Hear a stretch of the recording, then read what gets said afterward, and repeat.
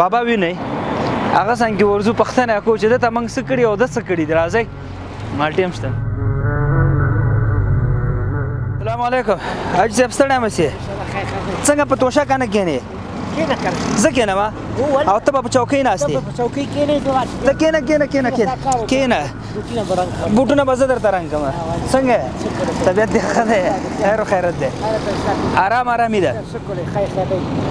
څنګه په چورت کې ناشتي ولا الناس خدای له دربار ته نسو وخت مې ولیدل او چې ډوډۍ د خوړل د څه خوند ما تم راکزم وګی شوم وګی کور کوم شي مشه د سیګو مال نه غرمه د ډوډۍ خوړلې نه تراکه خلاص دي ته تو تدې د خیرات هغه یو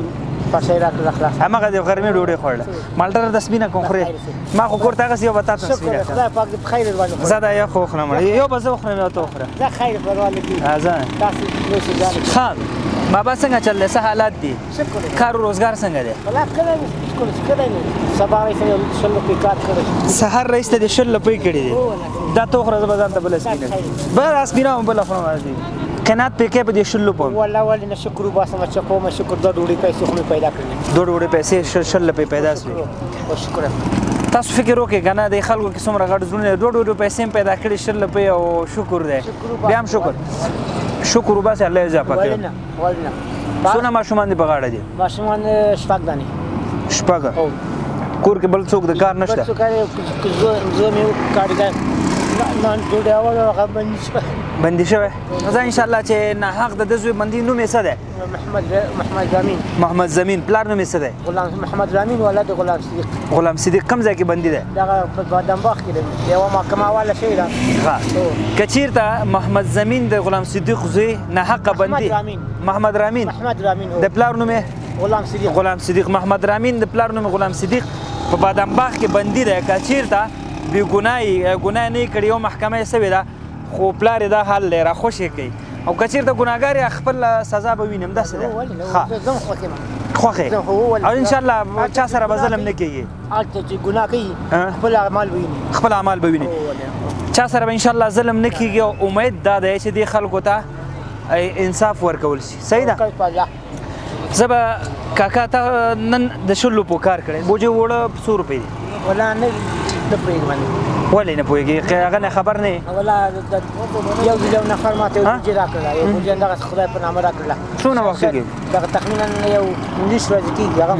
بس یو ورځ کې دوه خو زه به تا ته بوجي وړو دې پیسې درکړم ځان ته بیا واخلې صحیح ده صحیح ده دا دې دعا درته کوم الله دې خوشحاله خدای پاک دې سره کومک الله دې خوشحاله لري خیر وشي دغه چار څومره یې نو بس صحیح ده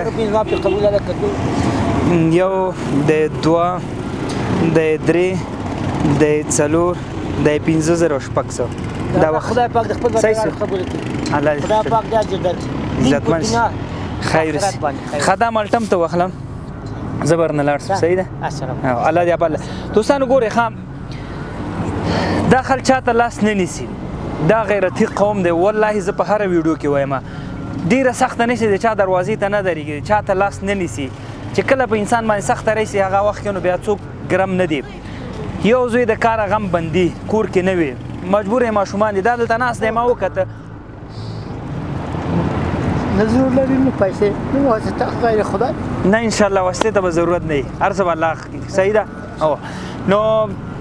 طبعا دا خلک د مرستې وړ دی سره مرسته به ان شاء الله کوو خدای یوازې موږ نشو کولی تاسو ټول به سره یو بل ته لاس ورکړو تر څو پورې دې قوم ته یو څه وکړو دردېدلی قوم دی جنګ ځپلی دی داسې کور نشته چې د هغه کور غم دروازه یو طرف نه ټکېدلې نه وي الله دې په موږ رحم وکړي وټساپ نمبر ستا او آنلاین مرستو لپاره لینکونه سته ژمې لپاره یو کورنۍ ته موږ $90 انتخاب کړي د راځئ موږ سره شئ ویډیو سره شریکه کړئ او خدای یو په پرخصت شي نه الله خوشته کنه زه کوم ځای نه راغلم بس تا ته راوړسم بس دا هر څه د هغه معاملې دي السلام علیکم خدای په امان مالټې دې وخوره کاکا صحیح ده خدای په امان دا زه ویسم دا ما وې کوي تا دا دې ویسه دا مې ویسه بچوي ته صحیح ده خدای په امان السلام علیکم